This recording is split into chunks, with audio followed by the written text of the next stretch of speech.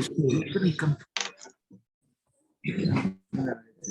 afternoon, everyone. Thank you so much for joining us this afternoon for our team announcement press conference ahead of our Vodacom URC Grand Final against the DHL Stormers. We've got Vodacom Bulls Director of Rugby, Mr. Jake White, to take all your questions. Apologies for the 1 minute delay in letting everyone in, but we are now all good to go. We'll shoot straight to questions. Ashfaq, I see your hand is up. You can go, sir.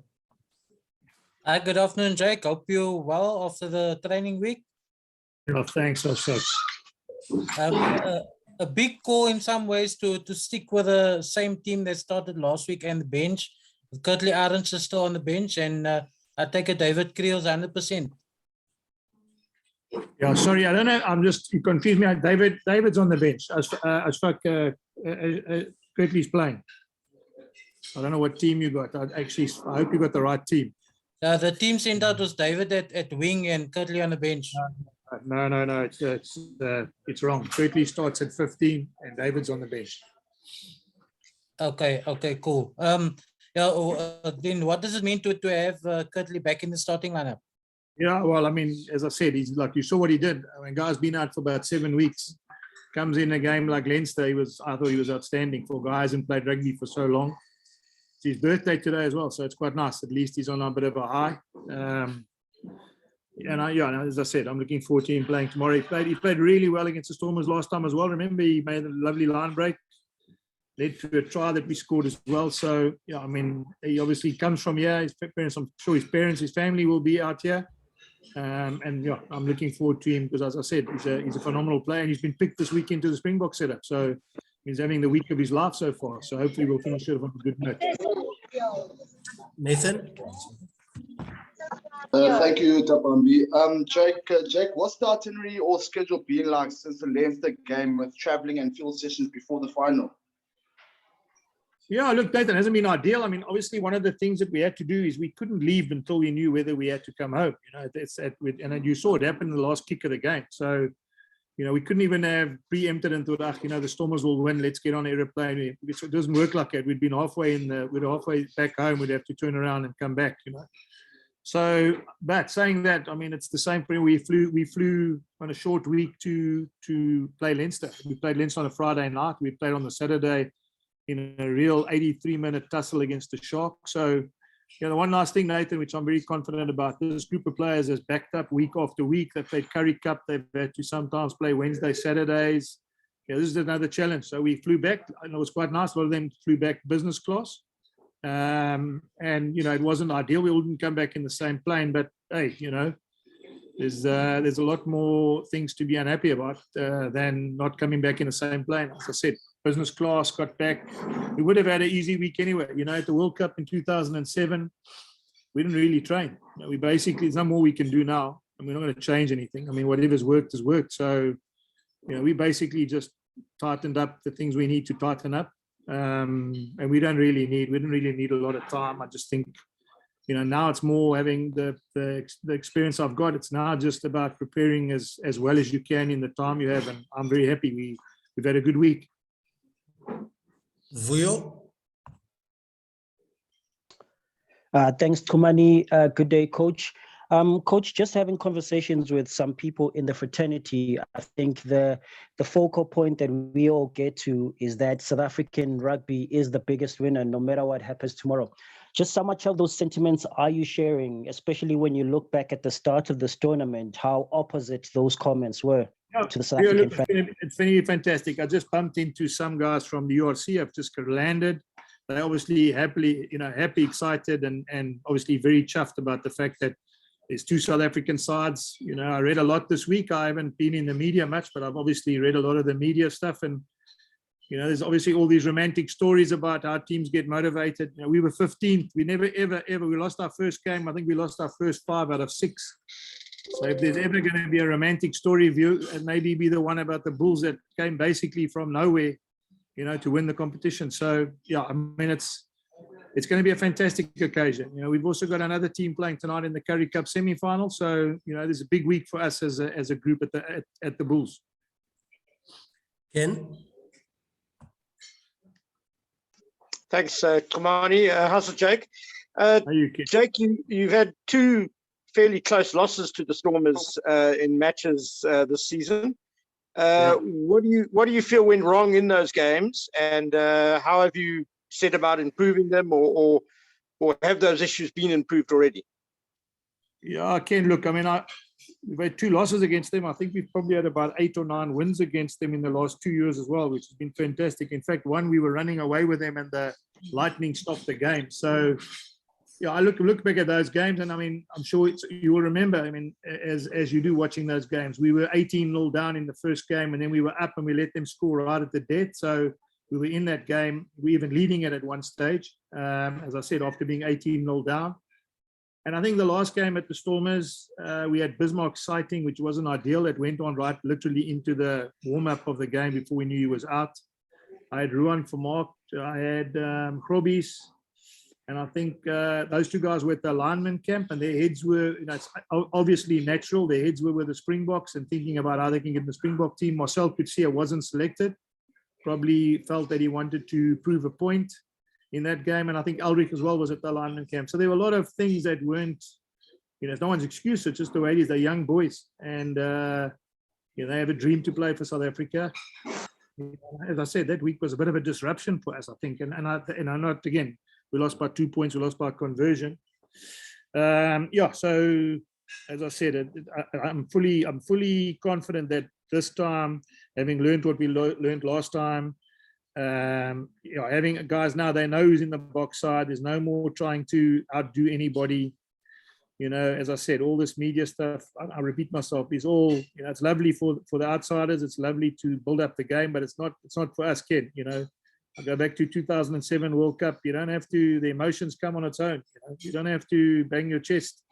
So, yeah, I just think we'll be much better prepared. And as I said, we played such good rugby in the last couple of weeks, and as Kitchoy said, you've got to make sure you play your best at the end.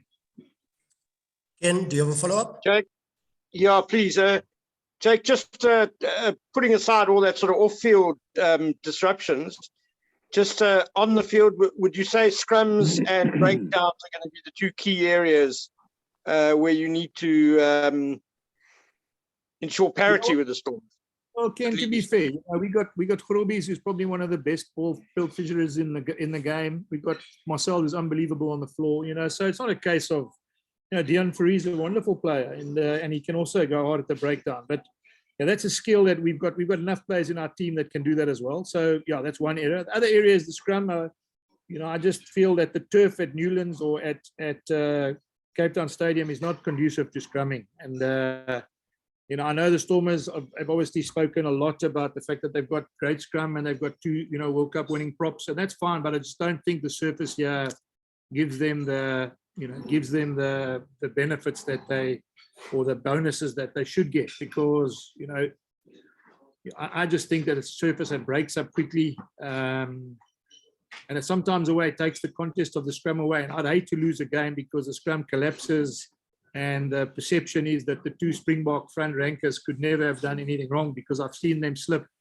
I think the last 80 scrums I've taken out from this field, there's 23 resets. And I mean, that's against all different forms of teams. So, yeah, I think, unfortunately, for whoever, and I say this, the Stormers, I think, unfortunately, their surface doesn't allow them to play to one of their strengths, which is having 2 Springbok props.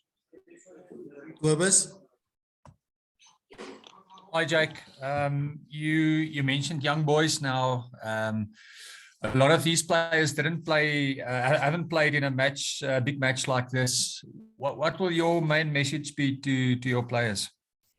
Kobus, it's quite, you know, it's interesting you asked me that, because you know, we beat the Brumbies. I mean, sorry, we beat the British and Irish Lions when I was at the Brumbies, and we beat Leinster last week with 19 internationals.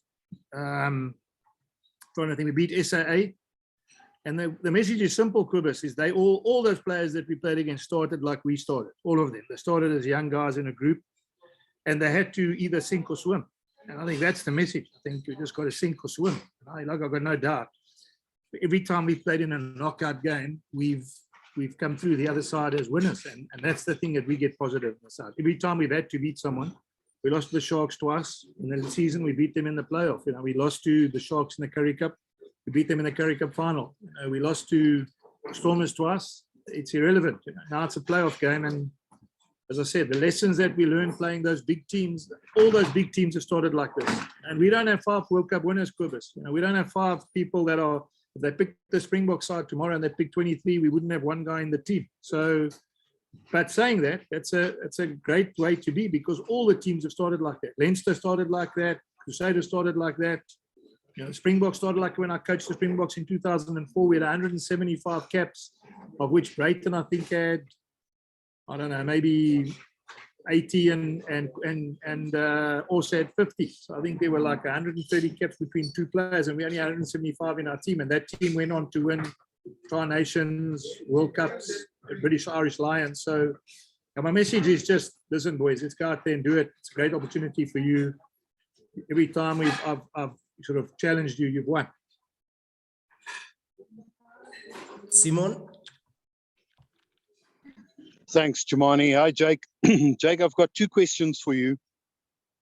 2 South African players, teams, South African conditions, but a Northern Hemisphere ref, your breakdown policing, contests to the death, probably on the breakdown, 1st, 2nd, 3rd channels, tight phases.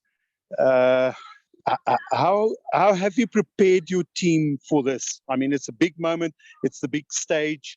You've probably made mention through all the answers that you've given here, but just enlighten me a little bit here, and I'll just follow up with you a little bit later.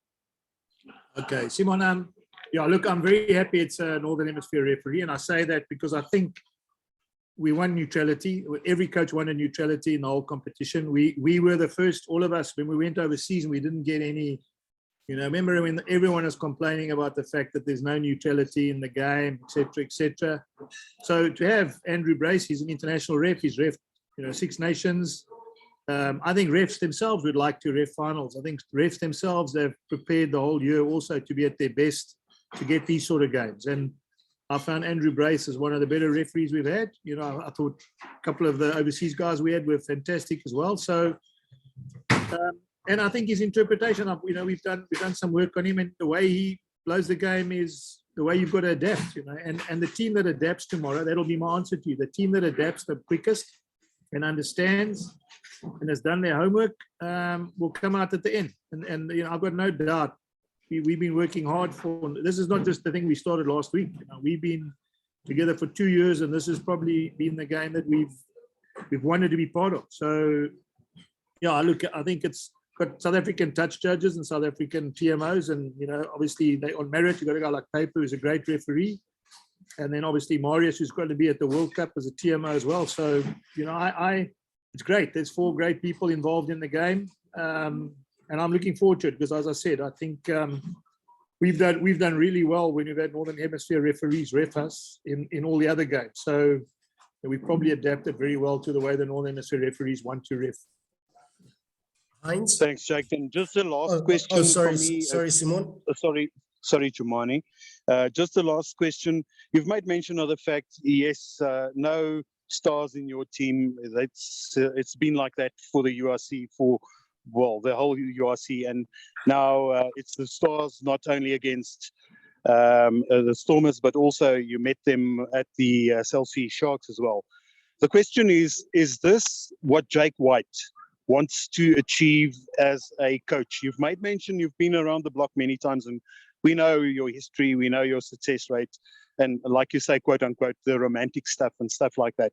How much of this is the Jake White, pardon the pun, I am able to bring my team through, I can do it against all odds? No, Simon, it's not even close to that. There's nothing about I think that's the one significant difference. I want the Bulls to win. I mean, the Bulls is the organization. It's not about me. At the end of the day, I'm the coach, but the players have to play. And I think that's the message. I think, as I said, I was just thinking aloud as you speak. It's not about I. It's got nothing to do with me. I'm not even playing, And I want the players to actually just, as I said to the previous guy, just play. I'm going to learn. A lot of these guys are going to become Springboks. A a lot of these guys are going to have exactly the same pressure. And, you know, I mean, I listened to Jurgen Klopp. They got to Europe. They lost in Europe. I think the first question he answered was, where's the final next year? And they said, Istanbul. He said, we'll book the hotel rooms. And that's part of a coach. Got nothing to do with me, Simon.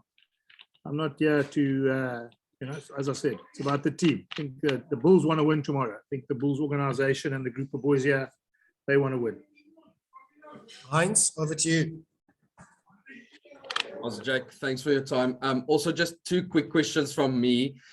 Firstly, you mentioned actually this whole week has been a big debate, you know, about the state of the Cape Town Stadium pitch. Just you've mentioned the scrums now, but how did the captain's runs go? Do you think the guys sort of like at least got a feel for the field? You know, do you think it's going to hold up, you know, in general? Okay.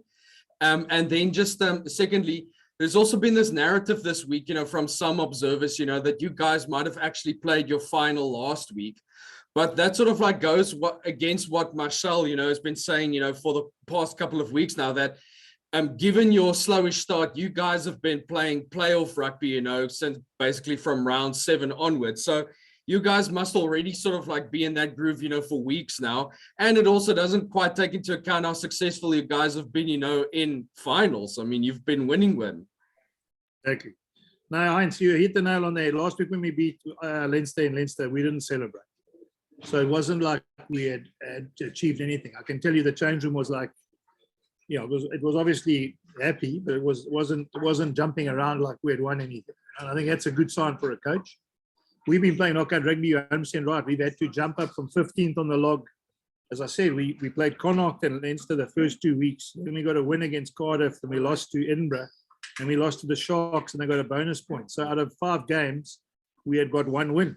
People forget we were the last of the. I remember people showing screenshots of the Bulls are the last team on the log from the South African point of view, last in our conference. So we've had to play knockout rugby. We know, and you know, Kitch Christie always said you play well in your finals. You know, that's the reality, guys. I mean, we didn't play our final last year. We got nothing. We've got absolutely nothing for winning there. You know, there may be 250 or 300 WhatsApp messages from all your mates, but that's not winning. You know? So yeah, I can tell you that our final is tomorrow. I'm not concerned about any media or people referring to our game last week. You know, they Stormers won with a penalty, with a try and a conversion in the last play of the game against Ulster. So you know, maybe their final was last week as well. You know, so yeah, I've learned enough. As I said, I was with Kitch. I know the story too, guys. I mean, you only get judged on the finals. You know, first man on the moon was Neil Armstrong. Second on the moon, they all know who he is, but not the same. You know, so yeah, we understand that. So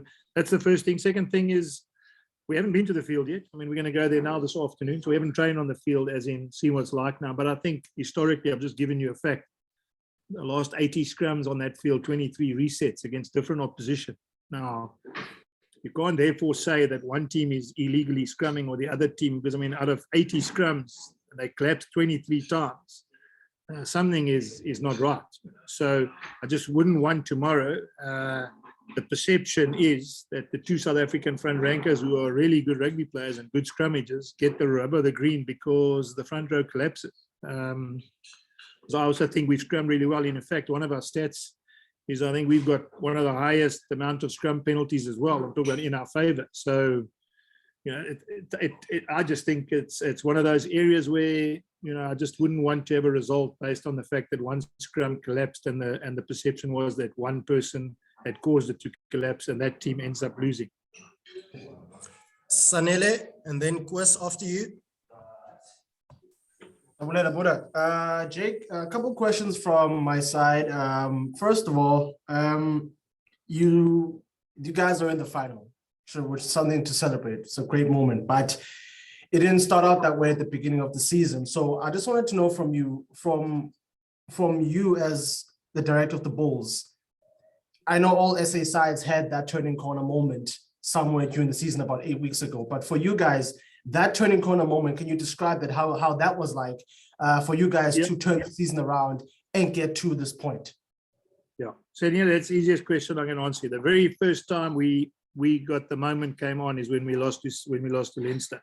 We just won the Currie Cup. We went there and we got 31-3 hiding. And it was done at a pace that could have quite easily been more, you know.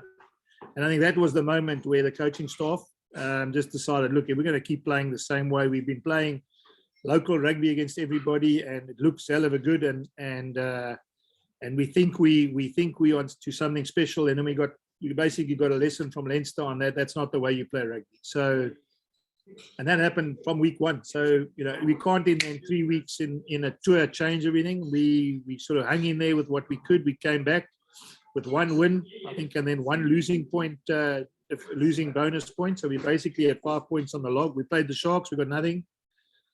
Then we had and then we just had to continue working behind the scenes to get where we wanted to get to, and get our game where it is. And, you know, all of a sudden you look at the log, I think we scored the 2nd most attacking bonus points. I think we're close to the most tries scored in the competition. You know, so there's a lot of things that we, by changing the way we played and the understanding of how we want to play, just change the results. And as the results change, we moved higher and higher up the ladder. And the Stormers, you know, we couldn't catch them. They won the Shield, and they obviously the #1 side in South Africa, 3 points ahead of us. Yeah, and so, you know, now we got a massive game because now we can judge ourselves against the guys who won our conference. Follow up for Sanele? Yes, please. So, and this one is just a general question.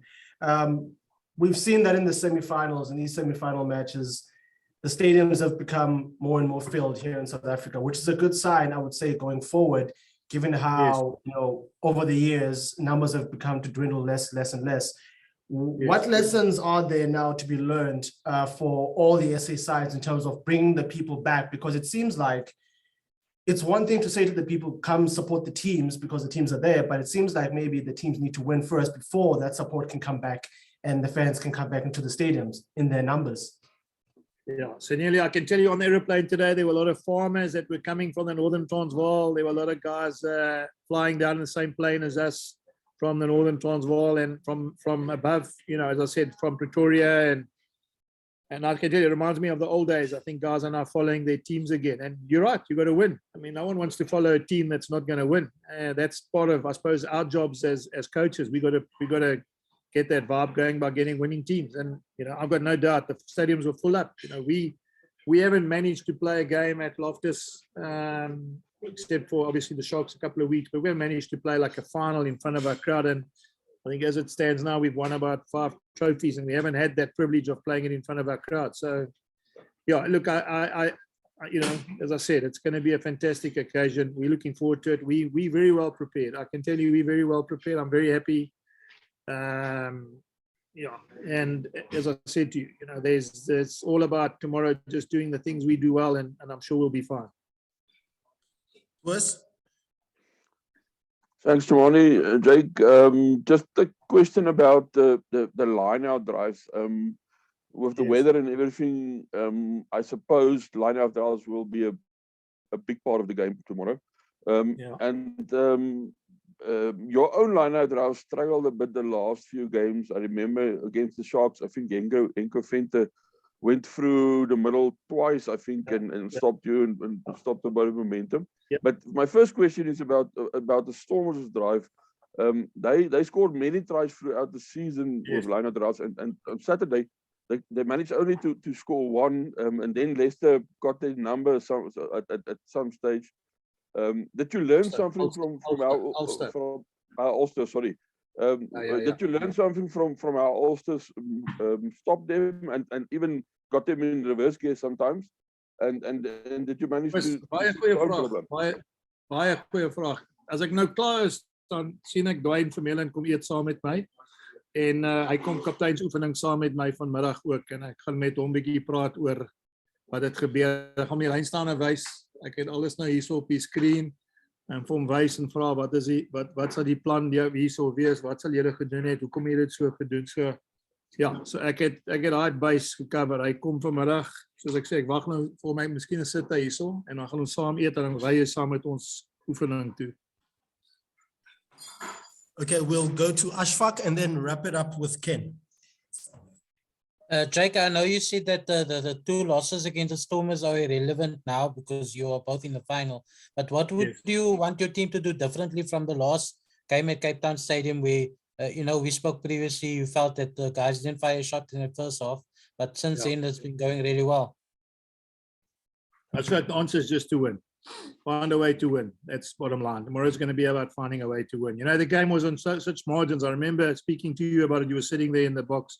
We should have scored. We didn't score just before halftime. When I looked again, they scored on the other side of the field. So, I mean, that's the margin. We lost the game by 2 points, and they scored a 14-point swing around try literally on halftime. You know, so yeah, I just said, I mean, what do we need tomorrow? We need to win, and we've prepared. I mean, I can tell you we prepared, and we just need to find a way to win. And I'm very confident. I'm very confident that this group of players, every time I've challenged them, they've understood and they've produced. And there's no more you can ask as a coach.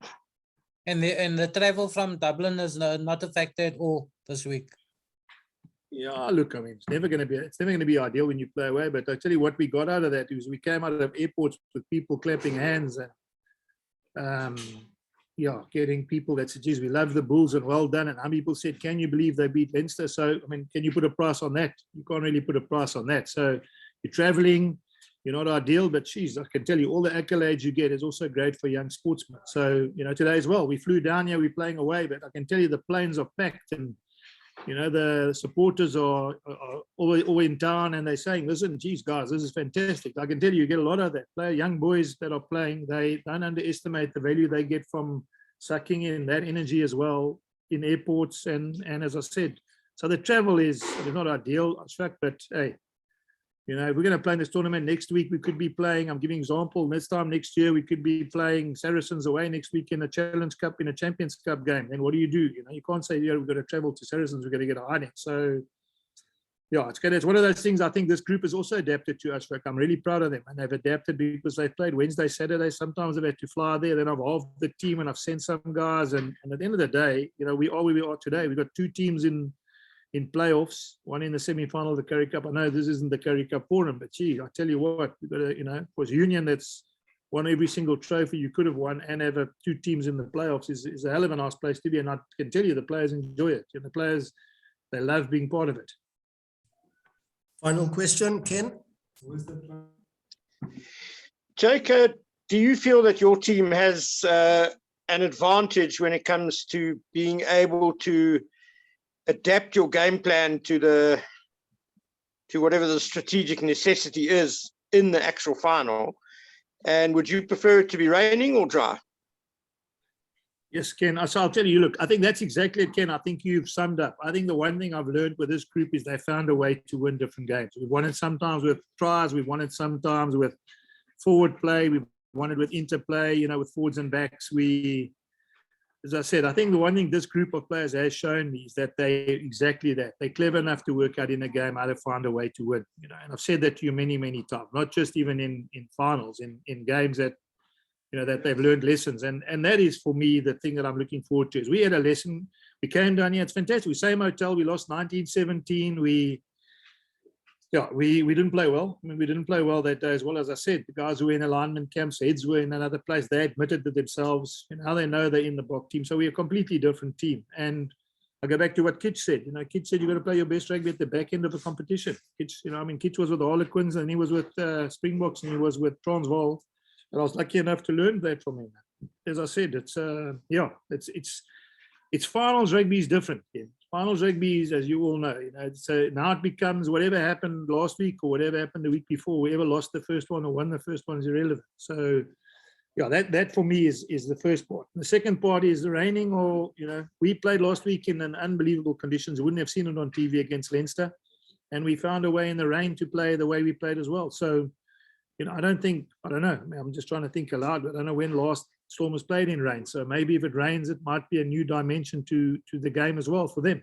We've been lucky enough. We've played in rain and wind. We played Connacht. We lost the toss. We played, you know, with the wind first half and against the wind the second half. And all those learnings, Ken, are things that we obviously have put in our memory bank.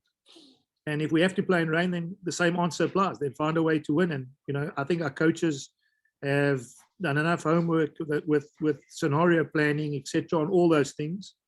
As I said, having Dwayne coming down for lunch today and then coming with us to captain's practice and talking to us about what they felt last week, and that's an incredible extra bit of info that you can get. And I'm looking forward to, you know, when you put that all together, Ken, you get confidence. Ladies and gents, thank you very much for your time. Coach Jake, thank you very much, and all the best for tomorrow night. Thank you. Thanks, guys. Yes, thanks. Jack. Good luck.